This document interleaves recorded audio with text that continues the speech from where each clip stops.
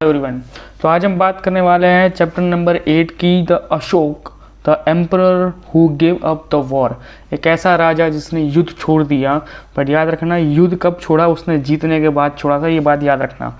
एक और चीज़ मैं आपको पहले ब्रीफ में थोड़ी चीज़ आपको इंट्रोडक्शन के रूप में आपको बता देता हूँ कि जो मौर्य एम्पायर था या फिर कह रहा हूँ मौर्य डायनेस्टी थी, जो आपके साइड के मैप में आपको दिख रहा होगा, ये वाला, ये दिख रहा है आपको पूरा ब्लू में जो पूरा एरिया है, यस, ये पूरा ब्लू में जो एरिया है ना, ये मौर्य डायनेस्टी कहा जाता है। और ये पूरा का पूरा कब्जे में था, मौर्य वंश के शासकों के अंदर था। ठीक है, चंद्रगुप्त मौर्य फर्स्ट 321 बीसी के आसपास सब कुछ चालू किया। फिर बिंदुसार राजा बना, उसके बाद आपका अशोक राजा बना। सबसे ज़्यादा पॉपुलर आपका अशोक सबसे ज़्यादा पॉपुलर रहा है हमेशा से। क्लियर, स्थापना चंद्रगुप्त मौर्य डायनेस्टी की शुरुआत की गई। फिर आपका बिंदुसार आया और उसके बाद आपका अशोक आया। इन मौर्य डायनेस्टी के अंदर सबसे ज़्यादा पॉपुलर कौन सा राजा रहा है, तो वो अशोक राजा रहा है। क्यों रहा है वो हम लोग अब डिटेल में पढ़ते हैं। क्लियर, कि भाई वो क्यों ऐसा उसने ऐसा क्या किया था, कि भाई किस तरीके से वो, क्या उसकी लाइफ में ऐसा सिचुएशंस आई जिसके कारण उसने इतना बड़ा डिसीजन लिया और इस हद तक वो अपनी लाइफ को चेंज कर बैठे।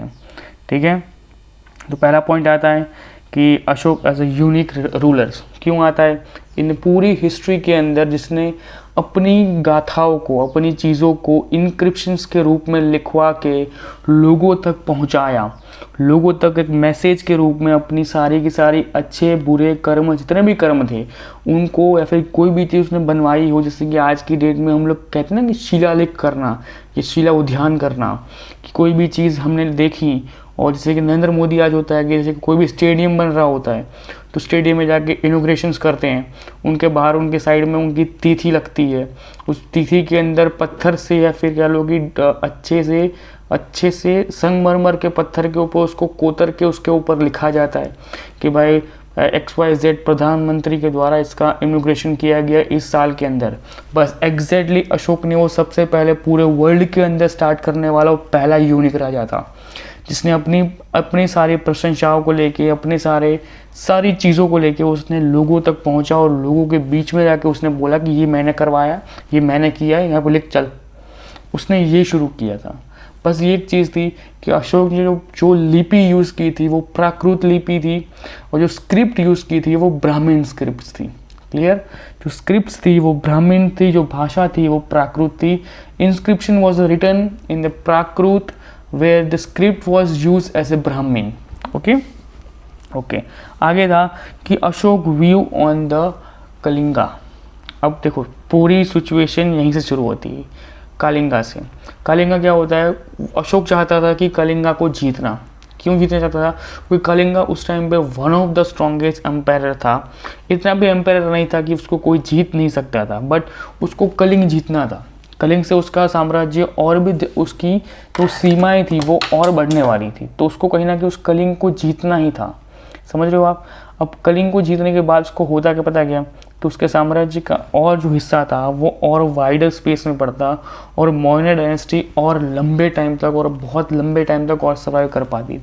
बट होता यहाँ पे है कि जब अशोक उस पूरे कलिंग वॉर को जीत लेता है, not fight for a war, उस पूरे वॉर को जीत लेता है, पर जीतने के बाद उसको ऐसा लगता है कि यार इतना खून खराबा, इतना वायलेंस हो गया, इतने लोग मरे, मेरे मरे, उनके मरे, ये सब कुछ करने की क्या ज़रूरत थी। और इन सब के कारण उसने उस वॉर को छोड़ दिया था। और वॉर को छोड़ने के बाद उसने ऐसे एक, कहते हैं ना कि बौद्ध धर्म जाके अपना लिया, लोगों तक प्रवचन देना शुरू कर दिया। तो सोच लो एक राजा ये सब कुछ कर रहा है, तो उस राजा के मेंटली इफेक्ट, या कह लो मेंटली माइंड के अंदर वो जो कलिंग वॉर थी वो किस हद तक उसको टच कर गई होगी कि उस इंसान ने इतना बड़ा डिसीजन ले लिया। क्योंकि मौर्य डायनेस्टी कोई छोटा डायनेस्टी नहीं था। अफगानिस्तान, पाकिस्तान, ये पूरा एरिया से लेके गुजरात से लेके नीचे तमिलनाडु, केरला तक का हिस्सा, और इस साइड के आपका वेस्ट बंगाल वाला हिस्सा, और ऊपर नेपाल वाली पूरी बॉर्डर्स का हिस्सा, जम्मू कश्मीर का भी थोड़ा थोड़ा पार्ट। तो जस्ट इमेजिन करके सोच के लिखो आप लोग कि इस हद तक का बड़ा एम्परर, ठीक है, जिसके अंदर 4 कैपिटल्स थी। कौन कौन सी थी, तो कलिंगा, जिसको उसने जीता था, कलिंग, ठीक है, फिर तक्षशिला, फिर उज्जैन, और बाद में था आपका सुरवनगिरी, ठीक है। ये आपकी 4 तो उसके पास कैपिटल्स थी जो पूरे राज्य को चलाने के लिए उसको चाहिए थी, ठीक है। तो इतना बड़ा वो पूरा बाउंड्री थी उसके पास। अब जैसे इमेजिन करो कि तक्षशिला वो आपका अफगानिस्तान का जो पार्ट है ना वहाँ पे था, ठीक है, ओके, पाटलिपुत्र जहाँ पे वो खुद रहता था, ओके। तो जस्ट इमेजिन करो कि वो पूरा एरिया वहाँ से यहाँ तक का एरिया पूरा वो कवर अप करना और पूरे तरीके से शांति से उसको चलाना, मतलब बहुत बड़ी बात थी, राइट। यकीन है कि बहुत चीज़ें ऐसी हैं कि जो आपको भी समझ में आ जाएंगी धीरे धीरे कि भाई इतना बड़ा राजा और ये पूरा सब कुछ क्यों हुआ। तो एक ही वॉर था जो कलिंग वॉर था, उसने उसका माइंड को डाइवर्ट किया और उसको समझ में आ चुका था कि भाई ये सब कुछ नहीं करना चाहिए। बट देखो, इतिहासकार हो और या फिर इतिहास के तरीके से सोचते हो या फिर यूपीएससी के लिए प्रिपरेशन कर रहे हो तो आपको 2-3 अलग अलग चीज़ें समझनी होंगी कि कहीं ना कहीं आप ये भी सोच सकते हो कि भाई एक इंसान का ब्रेन वॉश कैसे हो सकता है जब उसने इतनी सारी युद्ध लड़े, ठीक है। ऐसा तो है नहीं कि उसने एक युद्ध के अंदर पूरे इंडिया को जीत लिया था। उसने धीरे धीरे युद्ध लड़े होंगे ना, तो उसने बहुत सारे युद्ध लड़े थे। बट ये वो टाइम था जब बौद्ध धर्म की स्थापना फिर हो चुकी थी और धीरे धीरे बौद्ध धर्म भी अपने पीक पर पहुंच रहा था, लोगों तक पहुंच रहा था, लोगों को उसमें कनेक्टिविटी समझ में आ रही थी, लोगों तक अपना विश्वास पहुंचाने की बात हो रही थी यहाँ पे। तो कहीं ना कहीं जो वो पूरा एक जो सिस्टम था ना, वो आप समझो एक बार कि अशोक भी उस टाइम पे उस चीज़ को सपोर्ट में इसलिए आ गया था क्योंकि उसको पता था कि एकमात्र ऐसा धर्म अभी जो लाइमलाइट में है, एकमात्र ऐसा धर्म है जो सब लोग उसको अडॉप्ट करना चाहते हैं, सब उसके प्रवचन को सुनना चाहते हैं, सब चाहते हैं कि कहीं ना कहीं ये भी चीज़ हमारे राजा के अंदर आ जाए। कहीं ना कहीं ये वो चीज़ थी जिसके अंदर से लोग कहते हैं कि इन्फ्लुएंस हो रहे थे इनडायरेक्टली। तो अशोक ने भी कहीं ना कहीं उसका एक कह सकते हैं कि एक अलग व्यू है। देखो, लोगों की आप अगर लोगों की तरह सोचोगे ना तो कहीं ना कहीं आप भी सोचोगे कि हाँ ये हो सकता था कि भाई उसका कलिंग में उसने बहुत ज़्यादा उसने मार काट कर दी, उसने बहुत ज़्यादा वायलेंस देख लिया, इसलिए उसको लगा कि अब ये नहीं करना चाहिए और वो हट गया। पर जस्ट इमेजिन करके देखो, जो इंसान पूरे भारत के ऊपर राज कर रहा है, क्या उसने कभी उसके पहले कभी उसने मार काट कुछ नहीं किया होगा। बट यहाँ पे आपको एक और चीज़ याद रखनी है कि बौद्ध धर्म की स्थापना हो चुकी थी और बौद्ध धर्म का प्रचार इस तरीके से हो रहा था उसके पूरे साम्राज्य के अंदर, जिसके अंदर उसको लग रहा था कि अगर मैं उसमें इंक्लूड नहीं हुआ और मैंने अपनी मार काट वगैरह सब कुछ स्टार्टिंग से ही शुरू रखा तो होगा ये कि कभी ना कभी पूरी जनता मेरा विरोध करेगी और मुझे फोर्सफुली इसको अपनाना पड़ेगा। और अगर मैं फोर्सफुली इसको अपनाऊंगा तो मेरे को नीचे देखना पड़ेगा। इससे अच्छा है कि मैं ही खुद इसको अपना लूँ और मैं अपने शिष्यों को, मतलब उसको मैं अपना लूँ और उसका हेड मैं बन जाऊँ और अपने ही लोगों को बोलूँ कि चलो अब तुम इस धर्म का प्रचार और ज़्यादा करो। समझो, तो इसके हाथ से इसके 2 तीर लग रहे थे। क्या? एक तो धर्म का प्रचार भी हो रहा था कि जिस राज्य तक वो जा रहे थे वहाँ पे धर्म का प्रचार हो रहा था। दूसरा, अगर वो राज्य अपनाना नहीं चाहते थे तो वो खुद जानते थे कि सम्राट अशोक मतलब one of the greatest empire है, उसके सामने अगर युद्ध करोगे तो हार ही जाओगे। तो कहीं ना कहीं ये बौद्ध धर्म का एक्सपांडेशन भी हो रहा था और लोग इसकी तरह इन्फ्लुएंस भी होते जा रहे थे कि भाई धर्म को भी सपना लो, और अशोक की अपनी बाउंड्रीज भी एक्सपांड हो रही थी। तो ये एक तीर से इसके 2 निशाने लग रहे थे अशोक के, समझ रहे हैं आप यहाँ पे। तो ये चीज़ था। अब आगे की बात करते हैं। अशोक ने क्या बनाया, तो अशोक ने उस एक्सपांडेंस के लिए उसने धम्स को बनाया। अशोक धम्स कहा जाता है, ठीक है। उनका काम क्या था? उनका एक काम था, ये वो अधिकारी थे या फिर कह लो ये ऑफिशियली अपॉइंटेड वो लोग थे जो कह सकते हैं कि बौद्ध धर्म का ज्ञान प्राप्त करके आए थे और वो बौद्ध धर्म के ज्ञान को आगे वो दूसरे लोगों तक पहुंचा रहे थे। इनको अपॉइंट करने का जो ऑफिशियल टर्म थी वो पता क्या थी? वो थी धर्म महत्वम। क्या थी? धर्म महत्तम, धन महंतम, ये कह सकते हैं। धन महंतम ये एक टर्म था, ठीक है, जिनका काम क्या था कि अशोक के द्वारा या फिर कह लो कि जो बौद्ध धर्म का जो पूरा सेंस था, पूरा ज्ञान था, वो लोगों तक पहुंचाना और लोगों के बीच में एक बेटर सोसाइटी का एक मैसेज देना कि जो कुछ भी हो चुका था, युद्ध वगैरह हमको नहीं करना है, हमको प्रेम भाव से रहना है, जो कुछ भी टिपिकल आप चीज़ें आपको पता होंगी कि जो अशोक ने उस टाइम पर फैलाने की कोशिश की थी इनडायरेक्टली, वो सब कुछ उसने कर दिया। किसके माध्यम से? धर्म महंतम के माध्यम से उसने वो पूरा सब कुछ कर दिया। उसने ये पूरा अपनी बुद्धि का उपयोग करके उसने स्मार्टली उन चीज़ों को फैलाना शुरू कर दिया था, ठीक है।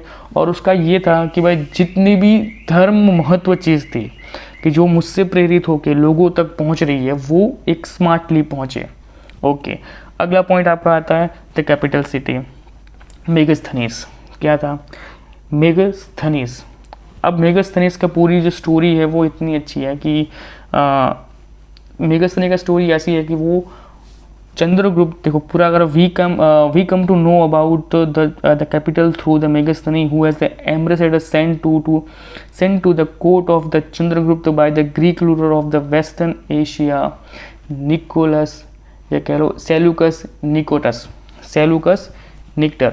अब होता ये है कि मेगास्थनी वो एक एम्बेसडर होता है जो चंद्रगुप्त के राज्य के अंदर आके बैठता है, और उस चंद्रगुप्त के राज्य के अंदर आके बैठ के वो किसका राजदूत होता है? तो जो वेस्टर्न एशियन जो राजा था, जो सबसे बड़ा राजा था, राइट, उसके राज्य में आके बैठता है, उसका राजदूत होता है। और वो चंद्रगुप्त मौर्य, मतलब मौर्य डायनेस्टी के अंदर चंद्रगुप्त के टाइम से भी वो उसके अंदर आके बैठता है। आपको खाली प्रश्न ये इतना पूछा जा सकता है कि मेगास्थनी किसका राजदूत था? तो निकोलस निकोटर का वो राजदूत था। निकोलस जो से कह लो सेलुकस निकोटर, वो किसका मतलब किस जगह का राजा था? तो वेस्टर्न एशिया का सबसे बड़ा राजा सेलुकस निकोटर था। उसका राजदूत कौन था? तो मेगास्थनी था। कौन सी कोर्ट में बैठता था या फिर किसके रूलर में बैठता था? तो चंद्रगुप्त के रूल के टाइम पे वो बैठता था। ये नॉर्मल चीज़ आपको याद रखनी है कि ये इंपॉर्टेंट आपके लिए भी है। ओके, आगे the Ashoka message to his subjects.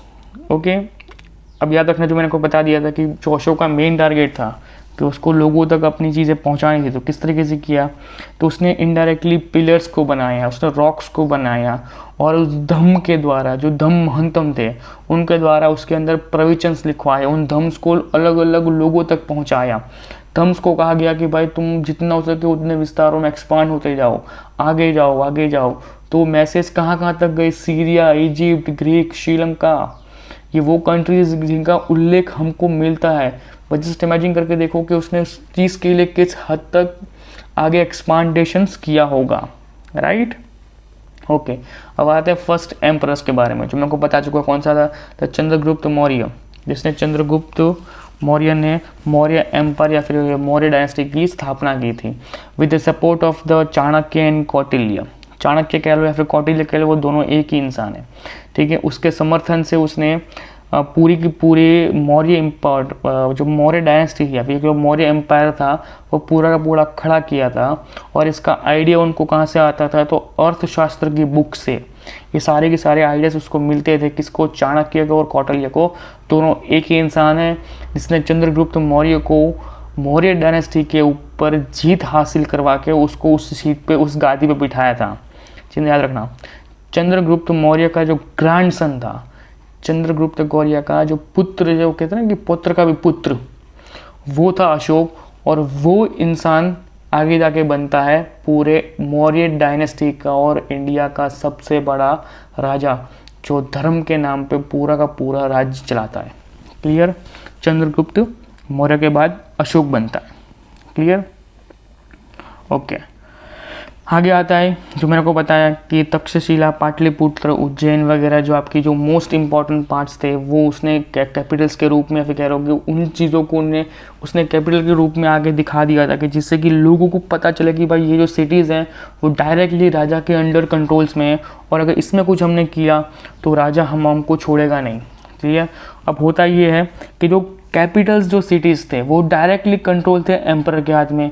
जो बड़े बड़े सिटीज़ थे जहाँ बहुत चीज़ें ऐसी थी जो हम लोग को आज भी लगता है कि भाई वो इम्पोर्टेंट सिटीज़ हमको आज दिखने में लगता है, तो उस टाइम पर तो ऑलरेडी वो इम्पोर्टेंट रही होंगी, क्योंकि पाटलिपुत्र एकदम बीच में है, तक्षशिला एकदम अफगानिस्तान वाला एरिया है, पूरा का पूरा आपका कॉर्नर वाला एरिया है। तो आपको वो भी समझ में आ चुका होगा कि उसने उस एरिया को इतना नोटिसेबल क्यों किया होगा, क्योंकि सारे एंट्री गेट्स थे, जो एशियन पीपल्स थे, जो ऊपर के सीरिया वगैरह के पीपल थे, ईरान वगैरह के लोग थे, या फिर यूरोपियन कंट्रीज़ के लोग थे, अगर उनको उसके एम्परस के अंदर, उसके एम्पायर के अंदर कर एंटर होना हो तो तक्षशिला से ही हो सकते थे, क्योंकि बाकी का पूरा एरिया, नेपाल वगैरह बॉर्डर का एरिया पूरा, वो जो नेपाल वगैरह पूरा जो एरिया है वो इनडायरेक्टली इतना घिरा हुआ है हिमालय पूरे रेंज से कि वहाँ से आना इम्पॉसिबल था। उस सोच लो, आज आना इम्पॉसिबल है तो आज से सालों पहले तो वो पॉसिबल ही नहीं था, राइट। उनको आना कहाँ से है, तो उनको लैंड फॉर्म से आना है, और लैंड फॉर्म कहाँ पे है, तो तक्षशिला है, और तक्षशिला को पूरा उसने कब्जा कर रखा है। और तक्षशिला के अंदर से अगर उसको एंटर होकर मौर्य डायनेस्टी के अंदर एंटर होना है तो सिंपल सी बात, आपको टैक्स देना पड़ेगा। तो ये पूरा का पूरा एक सिस्टम था जिसने उसने पूरा सेटअप किया था कि किस जगह पे कौन सी कैपिटल होगी, किस जगह पे किसको रखना है। फिर उसने किया इस कैपिटलिज्म को करने के लिए, या फिर कह लो फिर इस पूरे एम्पायर को चलाने के लिए उसने अपने ऑफिसर्स को रखा, अपॉइंट किया, जो क्या करते थे, जिनका एकमात्र काम था कि उनको टैक्स को कलेक्ट करना है, उनको सेव करना है, और हर एक सप्ताह या फिर कह लो कि हर एक वीक या हर एक मास या फिर महीने या हर एक साल या एक पूरा ईयर, इन पीरियड्स के अंदर डिफरेंट राज्यों को डिफरेंट कलेक्शन ऑफिसर को डिफरेंट टाइम दिया गया था कि आपको इस टाइम पे आके आपको सबमिट करना है, आपको इस टाइम पे आके यहाँ पे दे के जाना है। सपोज इट कि अगर पाटलिपुत्र उसकी मेन राजधानी है और तक्षशिला एकदम बॉर्डर पे है, तो उन दोनों का डिस्टेंस बहुत ज़्यादा है। तो होता क्या है कि भाई जब पाटलिपुत्र से पैगाम आता है कि भाई आपको अपना टैक्स जो कलेक्ट किया आपको देना है, तो पैगाम में लिखा होता है कि आपको एक साल का पूरा एक साथ देना है। अब अगर सोच लो कि अगर पाटलिपुत्र से नज़दीक में कोई राजधानी है, एकदम नज़दीक में है, ठीक है, तो कौन सी होगी अभी, तो पाटलिपुत्र से जो बोध गया था, या कह लो कि मथुरा है, ठीक है, क्या अभी सामर्थ है, ठीक है। तो ये जो एरिया थे ना, जैसे पाटलिपुत्र के साथ बहुत नज़दीक है मथुरा। अब मथुरा से अगर वो लोग मांगेंगे टैक्स, तो वो हर साल का नहीं मांगेंगे, उनसे क्या बोलेंगे कि आप हर महीने दो। क्यों? क्योंकि वो पास में है। उससे होगा क्या कि भाई देश भी चलता रहेगा, राजा अपनी इच्छाओं को पूरा करता रहेगा। उस तरीके से वो लोग टैक्स का कलेक्शन करते थे मासिक, साल पे या वीक के ऊपर। ओके, आगे था कि जो नॉर्थन वेस्टर्न का पार्ट था वो ब्लैंकेट्स के लिए, किसके लिए, ब्लैंकेट्स के लिए बहुत ज़्यादा इंपॉर्टेंस था। और साउथर्न का पार्ट था वो प्रीशियस स्टोन्स और गोल्ड के लिए इंपॉर्टेंट था। ये समझ में आ चुका था आपको? ओके, दूसरी चीज़ मैं आपको पहले बता चुका हूँ कि जितने भी अम्पायर्स थे, जो अशोक था वो सबसे इम्पॉर्टेंट एम्परर था। उसने ब्राह्मीण लिपि में, या कह लो कि जो जितना कुछ भी लिखा है उसने ब्राह्मीण स्क्रिप्ट्स में और रिटन इन द प्राकृत भाषा। मैं आपको पहले बता चुका हूँ इसने इन चीज़ों के अंदर लिखा हुआ है। कलिंग कौन सा था, तो प्रेजेंट डेज के अंदर आज उड़ीसा है। अब आपको आइडिया हो चुका होगा कि मैंने आपको क्यों कहा था कि वो चाहता था कि कलिंग को जीतना। Kalinga one of the point था जिसके अंदर से वो साउथ का पूरा पार्ट कवर अप कर रहा था। मैंने आपको स्टार्टिंग में बताया था कि किसी भी राजा का कोई और मकसद नहीं था, सब राजा का एक कॉमन मकसद था। चाहे आप स्टार्टिंग की हिंदू राजाओं को ले लो, आगे जाके मुसलमान राजा आएंगे, फिर आपके ब्रिटिशर्स आएंगे, फिर हम आज की डेट में भी आएंगे। तो इन सब चीज़ों का एकमात्र मकसद था कि किसी भी तरीके से अपने बाउंड्रीज को या फिर अपने विस्तार को ज़्यादा से ज़्यादा लोगों तक पहुंचाना, या फिर अपने धर्म को पहुंचाना, या फिर अपनी बाउंड्रीज को इतना एक्सपांड करना कि लोग उसके अंदर सबसे ज़्यादा आ जाएं। समझ रहे हो? ओके, तो याद रखना जो आज का कलिंग है वो जो पुराना कलिंग है वो आज का उड़ीसा है। और एक और चीज़ कि उसने युद्ध को जीतने के बाद युद्ध करना ही छोड़ दिया था। ठीक है, उसने युद्ध को, अगर वो चाहता, याद रखो, अगर वो चाहता, उसको जब वो युद्ध कर रहा था तब उसका अगर दिमाग घूम रहा होता, जब उसको लगा होता कि ये मैं गलत कर रहा हूँ, तो तब भी उसको फीलिंग आ सकती थी। पर युद्ध खत्म होने के बाद जब उसको लगा कि हाँ मैं ऑलमोस्ट अब हर एक चीज़ जीत चुका हूँ, अब इसके अंदर अलग अलग धर्म की स्थापना हो चुकी है, क्योंकि महावीर स्वामी भी सब कुछ भी चलते हुए आ रहे थे, अलग अलग और भी सारे धर्म चलते हुए आ रहे थे। तो उसको उस टाइम पे आइडिया आ चुका था कि अगर मेरे पास अगर एक धर्म होगा ना तो मैं लोगों को एक साथ लेकर चल पाऊंगा। तो उसने वो चीज़ को एक धीरे से, ये कह रहा हूँ कि वो कहते हैं ना कि चिड़िया का बैठना और डाल का टूटना, वही हुआ कि यहाँ पे भी इसने क्या किया, अपने उन चीज़ों को लेके वो चाहता था कि एक धर्म को लेके मैं पूरे के सबके बीच में एक अच्छा इंसान के रूप में एक महंतम बन जाऊँ। इसलिए उसने बौद्ध धर्म का सहारा लेके उसने पूरा का पूरा लोगों को अपॉइंट किया। उसको हमने क्या कहा, उसको हमने कहा बहुत, क्या कह रहे हो कि उसको हमने धर्म महंतम कह दिया कि भाई वो जाके लोगों को अपने धर्म के लेसन समझा रहे हैं, कि भाई इंस्पिरेशन मैसेज दे रहे हैं। उसने रॉक्स बना लिए, उसने पिलर्स के ऊपर लिखवा दिया कि भाई अशोक जी ने कि भाई बौद्ध धर्म का सपोर्ट करो, बौद्ध धर्म इतना अच्छा है, बौद्ध धर्म ये है, बौद्ध धर्म वो है। ये सब कुछ क्या था, तो ये सब कुछ एक टाइप का उसका पूरा साम्राज्य को एक साथ रखने का एक स्ट्रेटेजी थी उसकी। समझ में आ रहा है? अशोक ने क्या किया, अशोक ने उसने डिगिंग वेल्स बनाए, उसने रेस्ट रूम बनाए, उसने रोड्स बनाए, उसने ट्रीटमेंट हाउसेस बनाए जिसके अंदर जो लोग नहीं रहते थे या जो एनिमल्स को कोई नहीं रखते थे उसने उन चीज़ों को बनाया। इस सबका सबसे ज़्यादा इम्पोर्टेंट बहुत ही इंपॉर्टेंट चीज़ है ना, वो है आपका रामपुरा बुल। क्या है? रामपुरा बुल। ये कुछ इस तरीके के दिखते हैं, दिख रहा है आपको? ये पहले का इसका सीन है और ये आपका मॉडिफाइड सीन है, समझ रहे हो? ये जो आपको दिख रहा है इस साइड का दिख रहा है आपको, ये आपका कह लो कि बहुत पुराना सीन है। जब खोद काम करने के बाद जो आपको मिला है वो आपको ऐसा मिला है। उसको चेंज करके, उसको मॉडिफाई करके कुछ इस तरीके का आपको रामपुरा हिल सेंटर्स के रूप में उसको मॉडिफाई करके यहाँ पर रखा गया। ठीक है, ओके ओके। आगे आपका आता है जो ब्राह्मण्स थे, जो ब्राह्मी थी, वो उन लोगों ने उस टाइम पे बहुत कुछ लिखा। हमको सबसे ज़्यादा अशोक के टाइम के बारे में हमको डिटेलिंग में इसलिए पता है क्योंकि अशोक ने लिखाया भी इतना है।